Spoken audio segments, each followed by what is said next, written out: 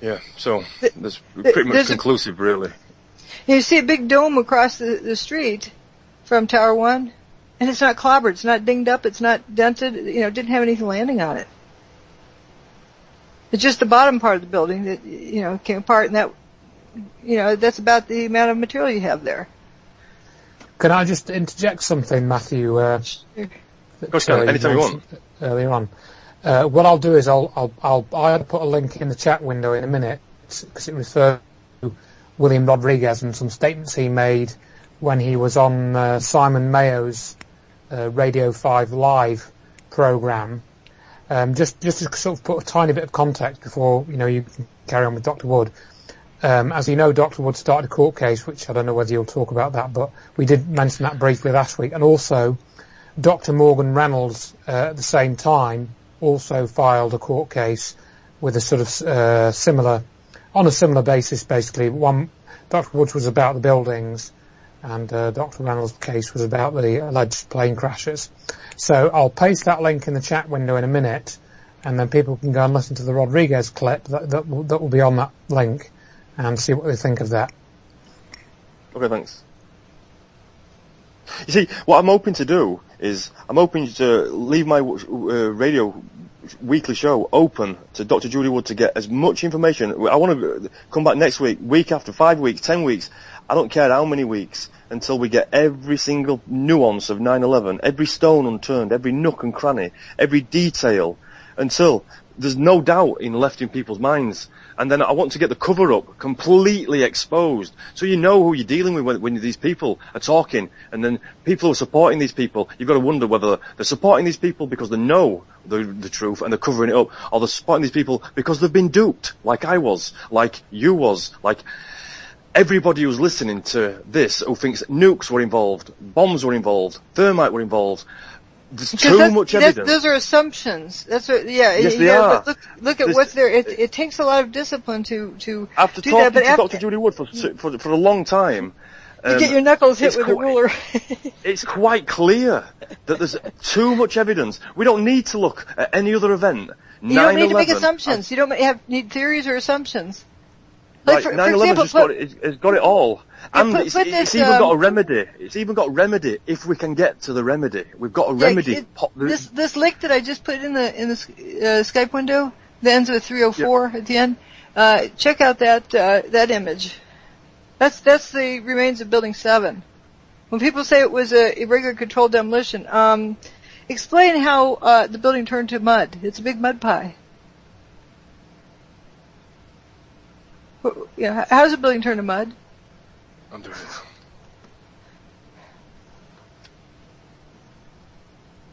it. It was made out of Jello pudding. Right. Mud pie. Yes. Well, what date is this on?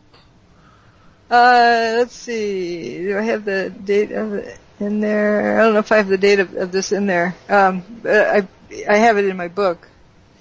It's not long afterwards. Not long afterwards. Yeah, it's because they got this was the first spot they cleaned up quickly, but the dirt appeared like overnight. Everything was covered with dirt, mud. So do you want to talk about the mud then? Because we didn't even cover that last week. So we'll have something fresh because we pretty much we've just gone over everything we did last week, but in more depth and from different pictures and different angles. Okay, on that AHA page or the the WTC page, if you go to the index of it. And N is dirt. If you click on that button, you go to this, and you can look at figure 90 in this section at the top of it.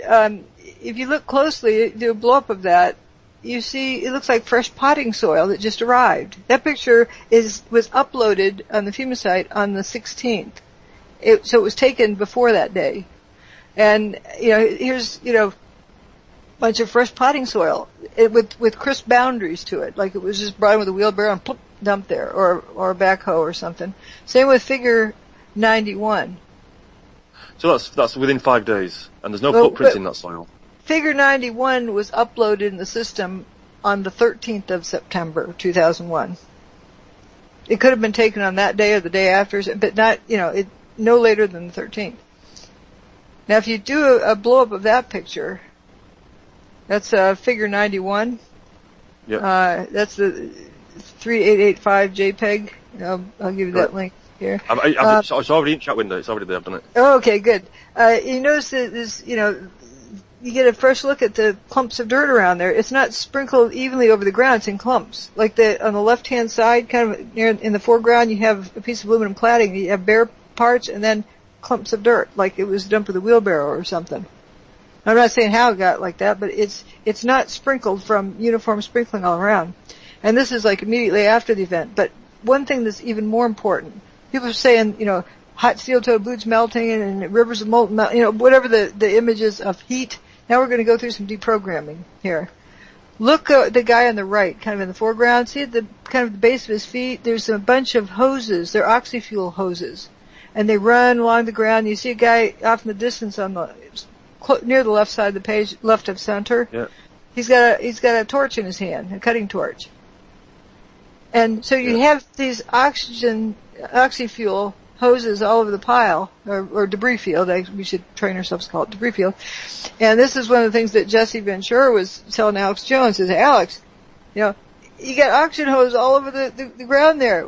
You wouldn't dare do that if it was hot, now would you? He makes a very good point.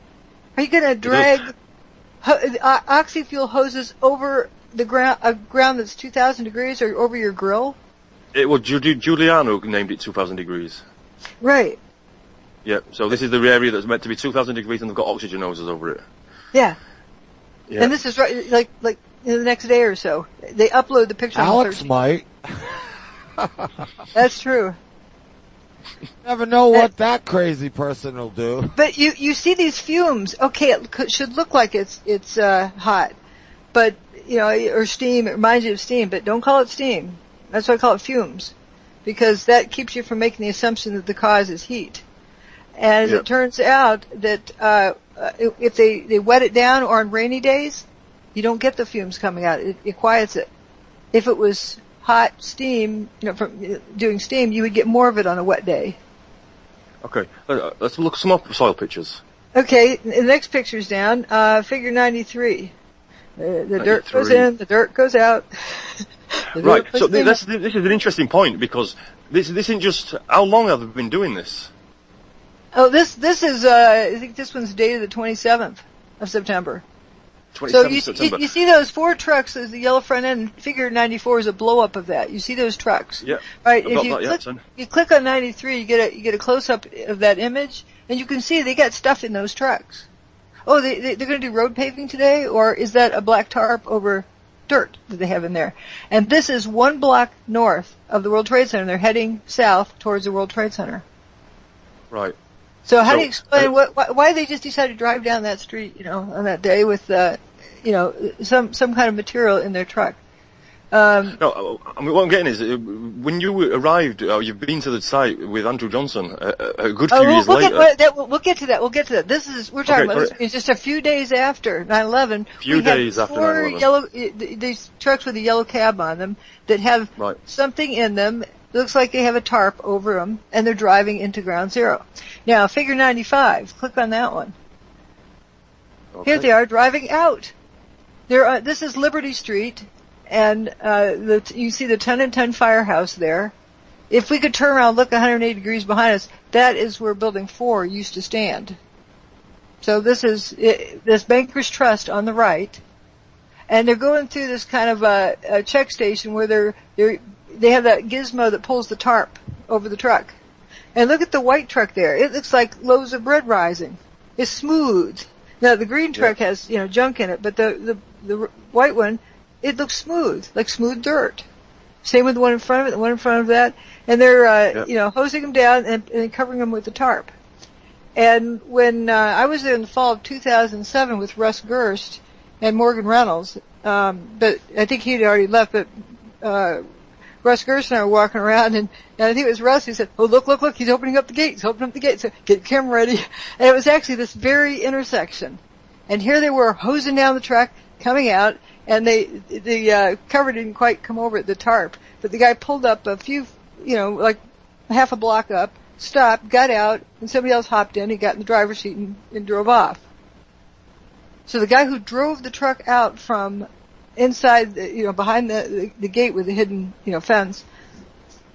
He drove out just like a block, and then another driver took over to drive it off to who knows where. And when's this?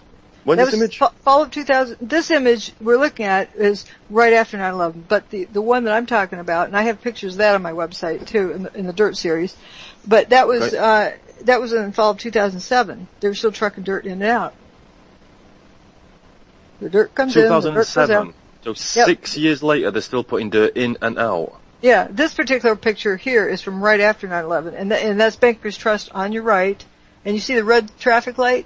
And further down, you can see there's a guy who's checking. He's got a white shirt on or something. He's checking to make sure the top is down. I don't know if they have a temporary scales there to measure the weight of something leaving, but that's dirt being trucked out, as well as that green truck has junk in it, but more than just dirt. But the other ones, it's very uniform looking.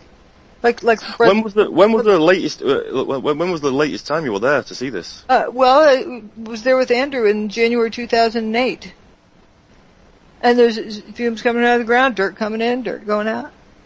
Still fuming in 2008, and there's dirt coming in and out. It quieted down quite a bit. Now, if you look at, here's September 2007, figure 92. You look at that one. You can argue as to why they're doing whatever they're doing, but that's a lot of dirt. Why are they hauling dirt out?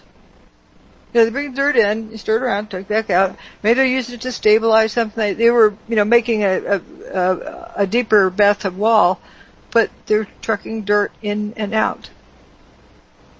And that's nice dirt. That's fresh potting soil looking. I mean, it's a nice, rich looking dirt. That's not just gravel for, weighting something down. It's really nice looking dirt. Would you say? That's bizarre behavior. That's topsoil. Yeah, it's bizarre behavior. Yeah, you can look for the explanation, and but we're witnessing they're just trucking dirt in and out for whatever reason. Yeah. So, and we of course have the audio recording of Rudy Giuliani the morning of the 12th, talking about we had 120 dump trucks, carrying stuff out, or coming and going overnight. And they'll be working all throughout the day today, as though he's planning on cleaning things up by 5 p.m. I think the point is, if they're shipping stuff out, you could say they were excavating or digging or doing something. But if it's becoming in as well, raises some serious questions on what they're doing.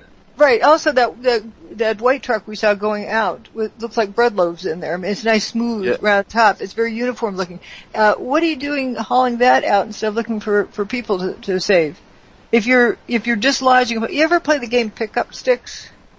You take a whole bunch of pencils and you long, skinny, or straw or something, then you dump them, and then the game is to see if you can pull, how many sticks you can pull out before you have an avalanche. Well, if you're looking to rescue people, you don't want to disturb the pile. You want to see if you can get between the nooks and crannies without dislodging those sticks. So what are they doing hauling, the sticks out before they've rescued people, or look to see if there's anybody to rescue? So it doesn't make sense that they'd be hauling steel beams out. If you're looking for people, you don't want to, be hauling out beams and, large weight of stuff. Okay. Have you got the? Shall we talk about the people? Because they did find someone, didn't they, in the dust? We can play that audio. Let's see.